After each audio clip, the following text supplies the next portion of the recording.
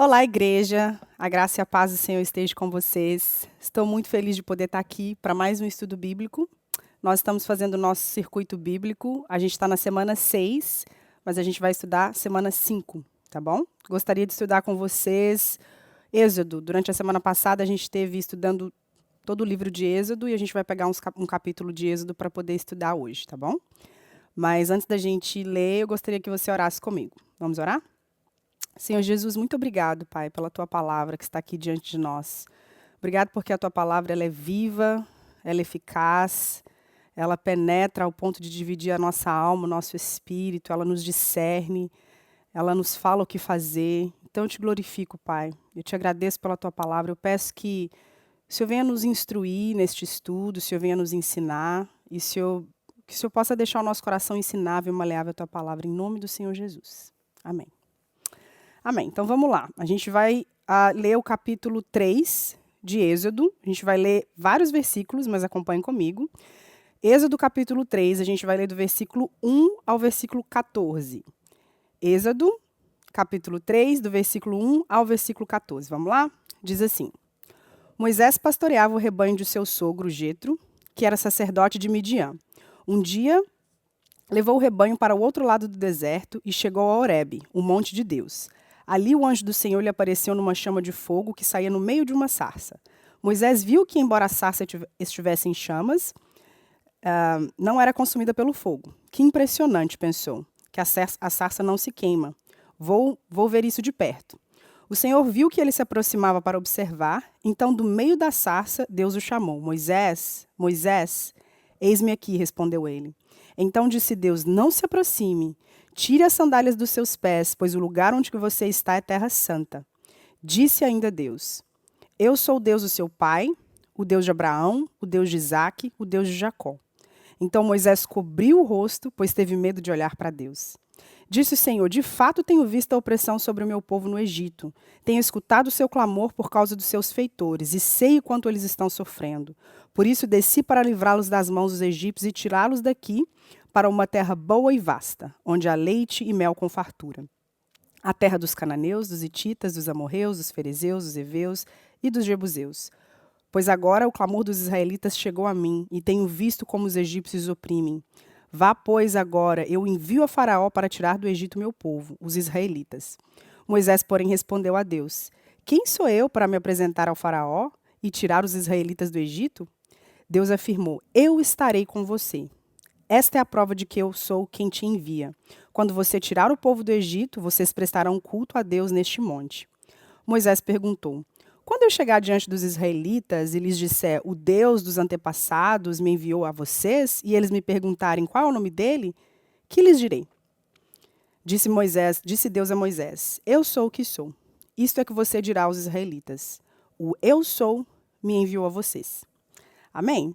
É um pedaço grande aí da passagem desse encontro bacana de Moisés com Deus. A gente vai tentar ir versículo por versículo para poder ver o que a gente consegue aprender com cada um desses versículos, ok? Moisés, gente, ele, como a gente sabe, ele nasceu no Egito. O povo de Deus estava sendo escravo no Egito já há mais de 400 anos. Moisés nasceu no Egito, ele foi cuidado pela família de Faraó, apesar dele ser hebreu. E ele cresceu ali, mas um dia, quando ele decidiu passear lá, ele viu que os hebreus estavam sendo... Como que os hebreus eram maltratados pelos egípcios. Isso fez ele ficar com muita raiva. Ele ficou com tanta raiva que ele matou aquele egípcio. E quando ele viu o que ele fez, e as pessoas descobriram o que ele fez, ele fugiu do Egito e ele foi morar no deserto. E lá no deserto ele conheceu as filhas de Jetro, ele conheceu Jetro e acabou ficando por ali, casou com uma das filhas de Jetro. E isso acontece depois que ele já chegou, se estabeleceu, estava vivendo a vida dele lá no deserto, cuidando de ovelhas. Há mais de 40 anos ele já estava ali. E aí, um belo dia desses, que ele estava lá trabalhando, cuidando das ovelhas, ele está andando pelo deserto e ele se dá de cara com esse espinheiro, com essa árvore, queimando e não se consumindo. E daí ele falou, peraí que tem alguma coisa errada aí, deixa eu ver esse negócio de perto. E aí acontece esse encontro dele, esse papo dele, essa conversa dele com Deus. E a gente vai agora voltar do versículo 1 ao versículo 3 para a gente analisar com mais detalhe e ver o que a gente pode aprender. Então vamos lá de novo. Versículo 1. Moisés cuidava das ovelhas e das cabras de Jetro, seu sogro, o sacerdote de Midian. Então, o sogro de Moisés era sacerdote, ele conhecia a promessa de Deus. Um dia Moisés levou o rebanho para o outro lado do deserto e foi até o Monte Sinai, o monte sagrado. Ali o anjo do Senhor apareceu a ele numa chama de fogo no meio de um espinheiro. Moisés viu que o espinheiro estava em fogo, porém não se queimava. Que impressionante, pensou. Por que a sarça não se queima? Vou ver isso de perto. E eu aprendo aqui, gente, quão criativo é Deus. Que situação mais bizarra Deus arrumou aí para poder chamar a atenção de Moisés, que estava ali na vida cotidiana dele, cuidando das ovelhas, e do nada essa situação dessa planta se queimando. Acho que a gente nunca mais ouviu falar de uma planta se queimando e Deus falando no meio da planta.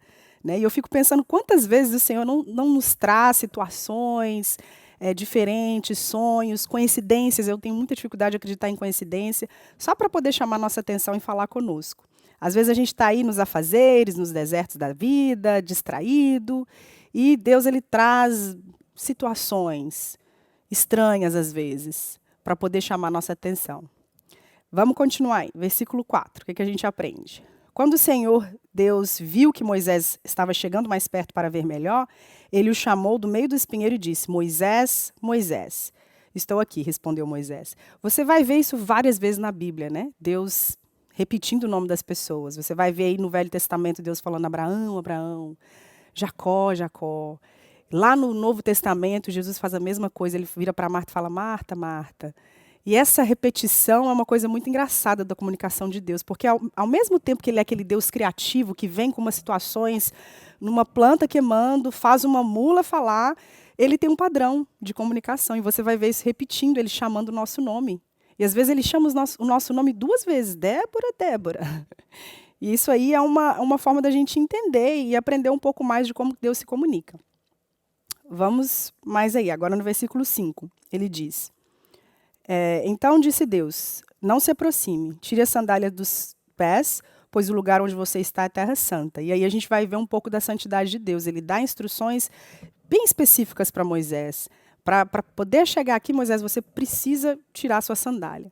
E antes mesmo de Deus se apresentar, de falar quem ele é, o que está acontecendo, a primeira preocupação de Deus é alertar Moisés quanto à santidade dele. E você vai ver isso em toda a retórica bíblica, o quanto é importante isso para Deus, de deixar claro para a humanidade que ele é um Deus santo. Existem várias passagens na Bíblia onde as pessoas têm esse encontro aí com a santidade de Deus, e é uma coisa tremenda.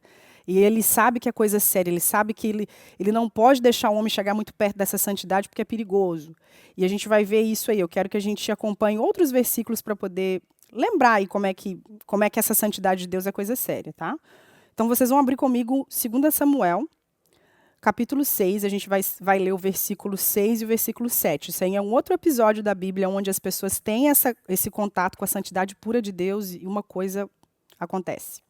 Então, de novo, 2 Samuel, capítulo 6, a gente vai ler do versículo 6 ao versículo 7. Diz assim, quando chegaram à eira de Nacon, Uzá esticou o braço, segurou a arca de Deus, porque os bois haviam tropeçado.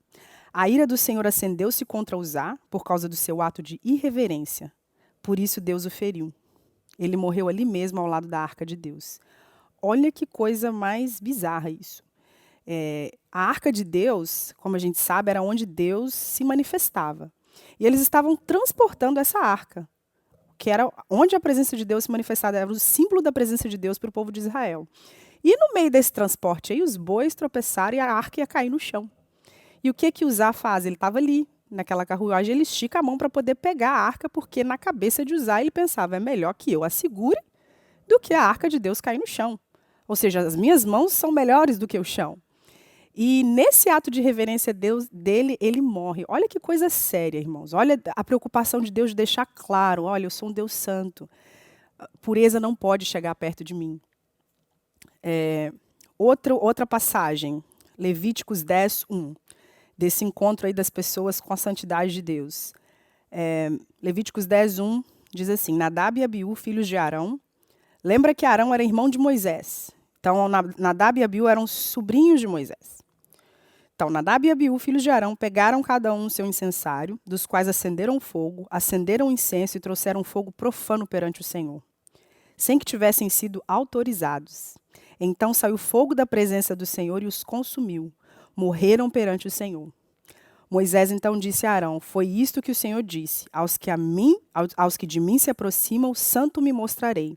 À vista de todo o povo, glorificado serei. Olha que coisa, incomoda a gente essas passagens, de pensar que essas pessoas morreram.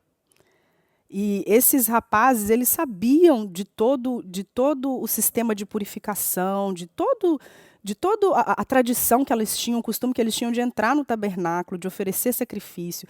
Tinham regras, tinham formas corretas de fazer isso, e eles não deram atenção. Não explica muito bem que fogo profano é esse, mas dá a entender que eles estavam fazendo as coisas do jeito deles. Eles não estavam querendo seguir a forma correta, eles não estavam respeitosos, eles foram irreverentes, eles não tiveram reverência quanto à presença de Deus. E o que aconteceu? Eles morreram. Então, é muito séria a presença de Deus, a presença santa de Deus. Vamos mais aí, no versículo 6. Disse ainda: eu sou o Deus do seu pai. Continuando lá, a gente voltou lá para Êxodo, tá? Então, Êxodo capítulo 3, a gente está no versículo 6. Disse ainda: eu sou o Deus do seu pai, o Deus de Abraão, o Deus de Isaque, o Deus de Jacó. Então Moisés cobriu o rosto, pois teve medo de olhar para Deus.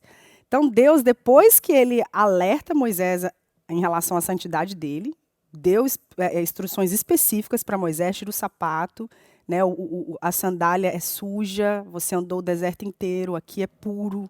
Você tem uma forma de você estar aqui nesse meio. Depois que Deus, né, explica para Moisés toda essa coisa, ele vai se introduzir.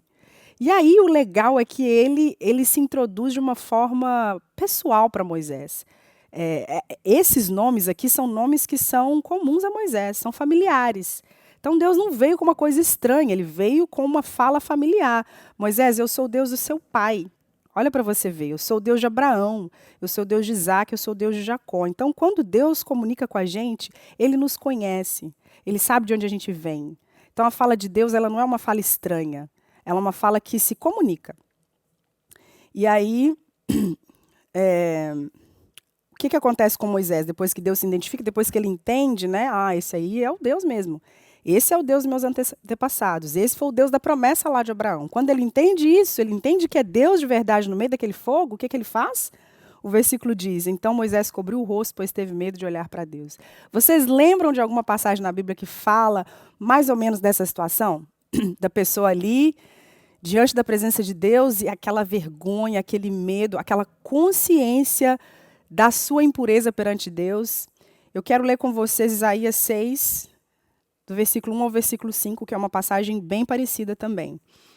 Isaías 6, capítulo 6, do versículo 1 ao 5 diz: no ano em que o rei Uzias morreu, eu vi o Senhor assentado no trono, alto e exaltado, e a aba de suas vestes enchia o templo.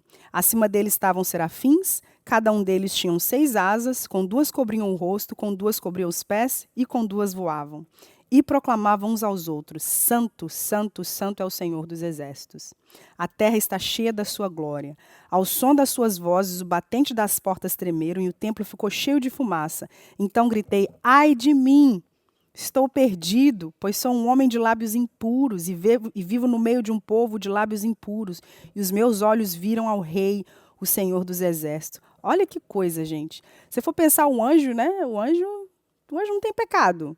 E o anjo estava cobrindo a face diante de Deus. Essa foi a visão que Isaías teve, ele viu Deus.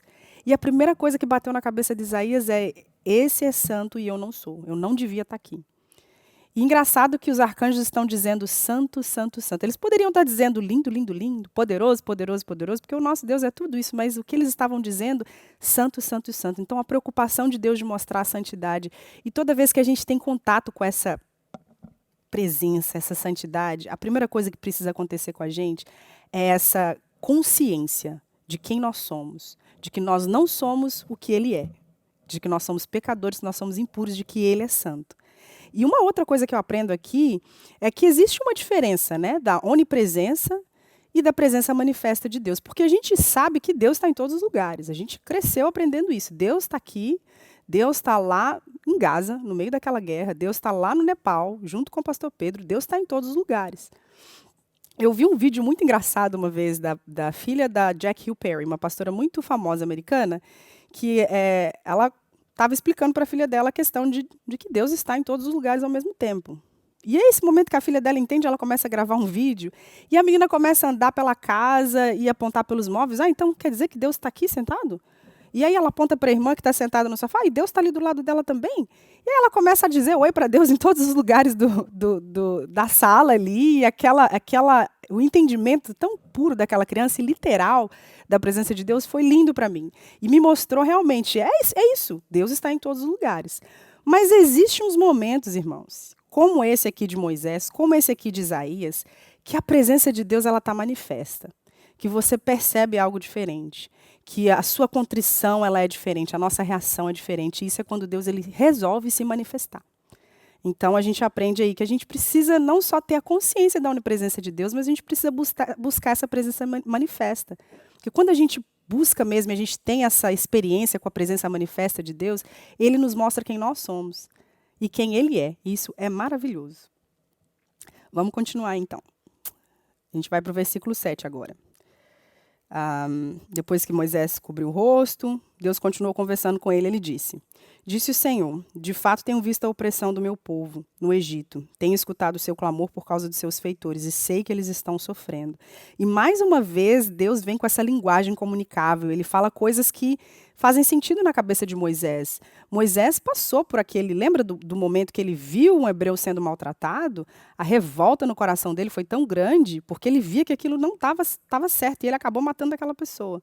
Né? Então, quando Deus vem comunicando com Moisés, ele vem trazendo à memória de Moisés que, olha, eu sei quem você é, eu sei o que você está passando, eu sei o que o meu povo está passando. E eu acho lindo que, né, apesar de Deus ser soberano, apesar dele ser esse Deus santo, com a santidade séria, todo-poderoso, ele ainda se dispõe a se comunicar conosco, tendo empatia.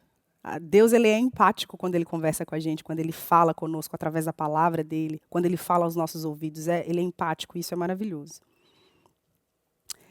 Vamos continuar, versículo 8. Por isso desci para livrá-los das mãos dos egípcios e tirá-los daqui para uma terra boa e vasta, onde há leite e mel com fartura, a terra dos cananeus, dos hititas, dos amorreus, dos ferezeus, dos heveus e dos jebuseus. E olha o que Deus faz aí. Ele cita uma promessa que foi feita a Abraão 400 anos antes dessa situação aí da sarça. E aí isso mostra que Deus não muda. A mesma promessa que ele fez para Abraão lá atrás continua sendo a mesma. E até a forma com que ele falou. A gente vai confirmar em Gênesis 15. Isso foi 400 anos antes de Deus se encontrar com Moisés. Ele falou assim lá, em Gênesis capítulo 15, versículo 18 a versículo 21. Naquele dia o Senhor fez a seguinte aliança com Abraão. Aos seus descendentes darei essa terra. Desde o ribeiro do Egito até o grande rio Eufrates, a terra dos queneus, dos quenezeus, dos camdeus, dos hititas, dos ferezeus, dos refraíns, dos amorreus, dos cananeus, dos girgazeus, dos jebuseus. Então, Deus ele fala a mesma coisa, porque ele é um Deus fiel. E ele é fiel à promessa dele. A palavra dele não muda. Passaram 400 anos, as pessoas foram escravizadas, tudo aquilo aconteceu e Deus ele voltou e ele falou a mesma coisa. Isso porque Deus está fora do tempo, né? A gente que está no nosso tic-tac aqui do tempo. E eu aprendo aí que Deus ele é fiel à palavra dele. Deus não é fiel aos meus desejos, ou aos meus sentimentos, ou à minha vontade. E isso às vezes é uma frase muito usada, Deus é fiel, e às vezes errônea pelas pessoas, porque as pessoas criam expectativas em cima de Deus em coisas que elas desejam, nos sonhos que elas querem. E aí elas falam, não, Deus é fiel, ele vai fazer aquilo que eu quero. Muito cuidado com isso, porque Deus ele é fiel sim, mas ele é fiel às coisas que ele disse. E às vezes a gente cria expectativa e os nossos desejos em coisas que a gente criou, em coisa que Deus nem falou que ia fazer. E eu vejo muita gente perdendo a fé por causa disso. Porque criou a expectativa de que aquela situação na vida ia acontecer, e não aconteceu, porque Deus não falou nada, e a pessoa, Deus é fiel, e ela coloca aquela expectativa ali, a coisa não acontece, ela perde a fé. Então a gente precisa ter muita atenção de conhecer a palavra de Deus, de conhecer quais são as promessas que ele fez, o que Deus está falando, porque aquilo ali vai se cumprir. Não as minhas expectativas ou aquilo que eu crio na minha cabeça, mas aquilo ali que ele falou, ele vai cumprir, porque ele é fiel. E aí a gente vai para o versículo 9. Que ele diz assim: Pois agora o clamor dos israelitas chegou a mim, e tenho visto como os egípcios o oprimem. Vá, pois, agora, eu te envio ao faraó para tirar do Egito meu povo, os israelitas. Eu acho lindo que Deus não esqueceu. Deus não se esquece. O povo ficou lá, Você pode pensar, nossa Deus, mas 400 anos foi muito tempo. Deus não esqueceu. De novo, Deus está fora do tempo.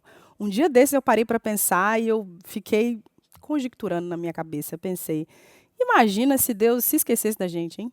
Deixasse esse mundo para lá, olhasse e falava, não deu certo não. Deixa e fosse aí fazer outros mundos, outros universos, outras realidades e deixasse a gente para lá. Me bateu um desespero de pensar nessa possibilidade, que eu falei, Deus, obrigado. Obrigado porque o Senhor não esquece da gente. O Senhor não criou a gente, deixou aqui a gente por acaso, sim, o mundo rodando aí sem você estar presente, sem você saber o que está acontecendo e mostrando a tua presença. Eu sou muito grata a isso. E eu lembrei de um testemunho de um ateu que se converteu através de uma das leis da física que dizia exatamente isso, que as coisas que são deixadas ao léu, elas têm a tendência de retroceder. Elas têm a tendência de mal a pior. E ele, analisando essa lei, ele pensou, o mundo não está retrocedendo, ele está evoluindo. A gente evolui com a tecnologia, as pessoas ainda estão amando. Então não tem como a gente estar sozinho aqui. Deve ter alguém tomando conta desse negócio, e esse alguém é Deus. E foi muito lindo ouvir esse testemunho dele. Então eu aprendi aí que Deus ele não se esquece, gente. Ele não se esquece da gente, a gente não está largado aqui. Não importa qual a situação que a gente esteja passando, esse povo passou por escravidão por mais de 400 anos, e Deus não se esquece, ele está atento. Vamos lá, a gente vai para o versículo 11, que diz assim, Moisés, porém, respondeu a Deus, quem sou eu para apresentar-me a Faraó e tirar os israelitas do Egito? Né? Deus dá para ele uma tarefa e ele fala, Deus, quem sou eu? Quem era Moisés? Moisés era um fugitivo da justiça, estava sendo procurado pela justiça porque ele assassinou um cara, estava fugindo lá, escondido no deserto. Ele era pai de família, pastor de ovelha, não era ninguém importante, ficava lá no deserto cuidando das ovelhas e ele realmente tinha consciência de que ele não era apto para essa tarefa que Deus pediu ele para fazer. E o mais legal disso é como que Deus responde. Porque Deus responde no 12. Deus afirmou, eu estarei com você. Ou seja, Moisés, você não precisa ser ninguém. Quem precisa ser sou eu. E eu acho que muitas vezes a gente faz essa pergunta para Deus. Deus às vezes nos faz um chamado. Ou uma coisa simples, ele te pede uma tarefa simples, ele te pede para você orar por alguém, ler a Bíblia para alguém, ou vir servir na igreja em alguma coisa específica. E a gente vem com essa mesma frase, Deus, quem sou eu para fazer isso? Tenho capacidade para fazer essas coisas. E Deus está dizendo, você não tem mesmo, mas eu sou. Eu é que vou dar a capacidade, eu é que vou usar. E às vezes, eu não sei você, mas eu já fiz essas orações, quem sou eu? Com aquela expectativa que Deus vai me fazer um elogio, que Ele vai falar quem realmente eu sou. Não, você é boa, você consegue, você é inteligente. E Deus não vai fazer isso, irmãos. Deus não vai fazer porque não é de nós. Ele vai realmente pedir a gente para fazer tarefas que nós, sozinhos, não temos a capacidade de fazer. Para que Ele se manifeste e Ele faça através de nós. Vamos lá para o versículo 13. Moisés perguntou, quando eu chegar diante dos israelitas e lhes disser, o Deus dos seus antepassados me enviou a vocês e eles me perguntarem, qual é o nome dele?